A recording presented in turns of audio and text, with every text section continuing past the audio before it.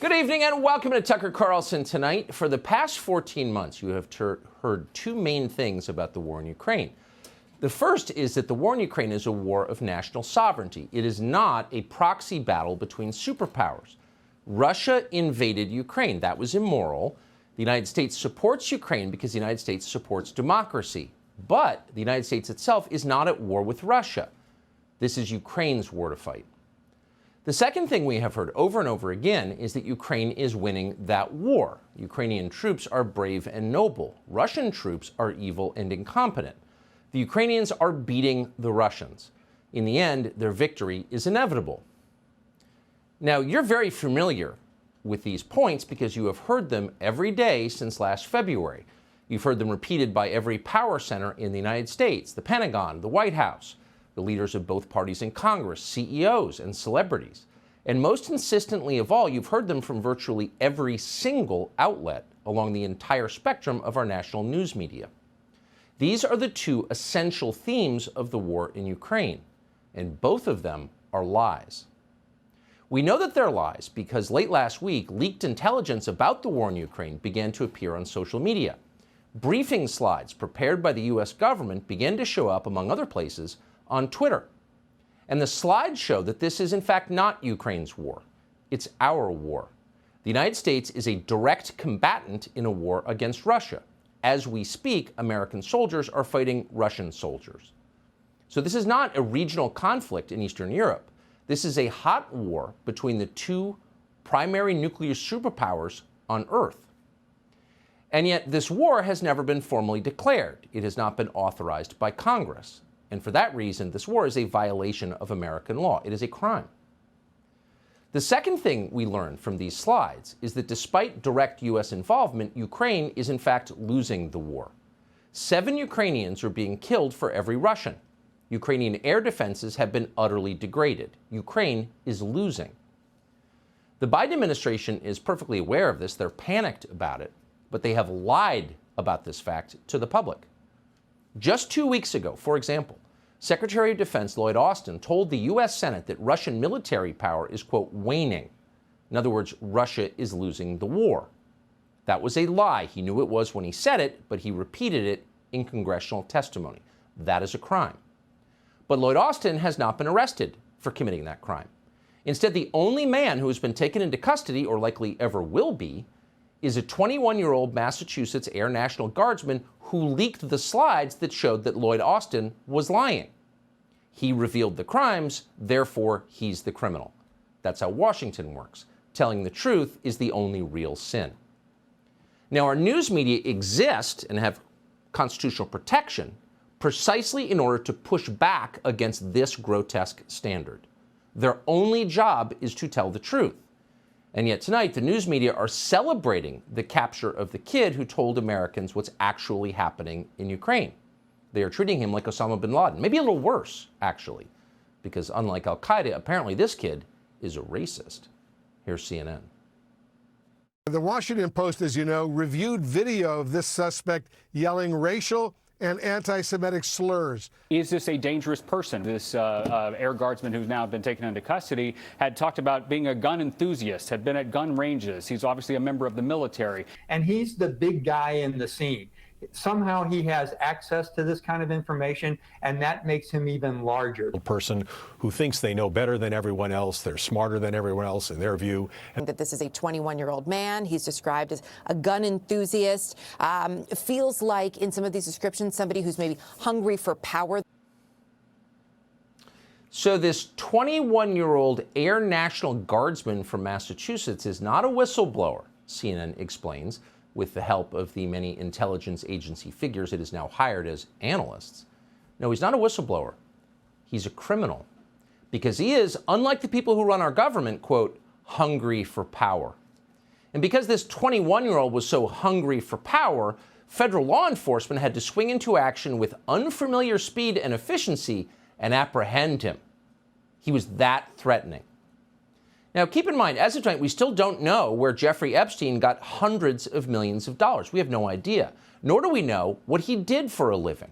We don't know who left pipe bombs on Capitol Hill on January 6th, 2 of them. We don't know who leaked the Supreme Court decision overturning Roe v. Wade. We can't even say for certain who killed the President of the United States, because after 60 years, the Biden administration is still hiding thousands of pages of classified documents from the Kennedy assassination, just as they are hiding more than 1 billion other classified documents. But tonight, we can say for dead certain who embarrassed Toria Nuland and Joe Biden, and that kid is going to jail for a long, long time. That's the standard. The media are fine with that standard. Watch this remarkable exchange on Monday of this week between the White House press corps and Biden flack John Kirby. Without confirming the validity of the documents, this is information that has no business in the public domain. It has no business, if you don't mind me saying, on the pages of front pages of newspapers or on television. It is not intended for public consumption, and it should not be out there. So the fact that U.S. soldiers are fighting Russian soldiers in a war in Ukraine has no business in the public domain. The fact that the country we are backing and fighting alongside is losing, not winning, has no business in the public domain. You have no right to know what your government is doing in your name with your tax dollars and with the future of your children and grandchildren. You have no right to know. Shut up and stop asking relevant questions. Okay, said the media. And if you want to get really sick to your stomach, go pull a transcript from the Pentagon briefing today, where news reporters asked Flax from the Pentagon, what are we going to do to keep information like this secret in the future? Not one question about the substance of the information. We're fighting a war against Russia directly? Really? Don't they have the largest nuclear arsenal in the world? Not one question. How can we help you keep it secret? Those were the questions. And not only are the media covering up the substance of the story, which is not who leaked it, but what he leaked, they're covering up the crimes committed to get you this information. The administration apparently used illegal surveillance techniques to identify this kid, apparently with the help of the Washington Post and the New York Times, who are its accomplices. They're not holding government accountable. They're helping government keep you from knowing what government is doing. Today, the Washington Post reported it had exclusively obtained some of the classified documents this leaker possessed. Quote, the Post also reviewed approximately 300 photos of classified documents, most of which have not been made public. Some of the text documents the leaker is said to have written out. So we've got two problems here. If it's illegal to see these documents, if you don't have a security clearance, how is the Washington Post doing this legally? They don't have a security clearance. Well, obviously they were given them by the U.S. intel agencies and are working alongside them. But the bigger problem is this is information that's relevant to the public in a so-called democracy. You can't lie about things that jeopardize our collective future and get away with it. And you certainly shouldn't be doing that with the assistance of the news media. The news media whose job it is to inform you of what your government is doing.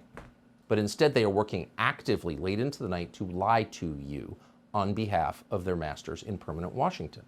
And by the way, just last week, the plan was to lie in an even more grotesque way and blame Russia for this. And we're quoting, Russia or pro-Russian elements are likely behind the leak of several classified U.S. military documents posted on social media that offer a partial month-old snapshot of the war in Ukraine, 3 U.S. officials told Reuters on Friday. Really? Who are these officials who lied to Reuters? And then Reuters just, of course, obediently reprinted their lies, as they always do. News agencies print what they are told to print by the intel agencies, no matter how ridiculous it is, no matter how much dignity and self-respect they exchange in return for doing it. So what's happening to this leaker now is what happens to anyone who contradicts the national security state and their obedient servants in the media. You go to prison so the media can continue to tell you lies. Here's MSNBC, for example, assuring its viewers that everything's just fine. What the Russians didn't understand was that they were going into the lion's den. That kind of what we would say in the military, this force multiplied, made the Ukrainian army quite literally unbeatable. They are winning Russia is going to lose this war. Every last person has said exactly what Malcolm just said. They're going to win this war. It's not a matter of if, but when. 14 months in, they are simultaneously telling you that Ukraine's victory is inevitable, mostly because of the moral power they possess. But at the same time, you need to send tens or hundreds of billions of dollars more in advanced weapons systems to Ukraine to keep them from losing. What will they say now that we know the truth and that we know that they lied to us, not just the U.S. government, but the U.S. news media? Subscribe to the Fox News YouTube channel to catch our nightly opens, stories that are changing the world and changing your life. From Tucker Carlson Tonight.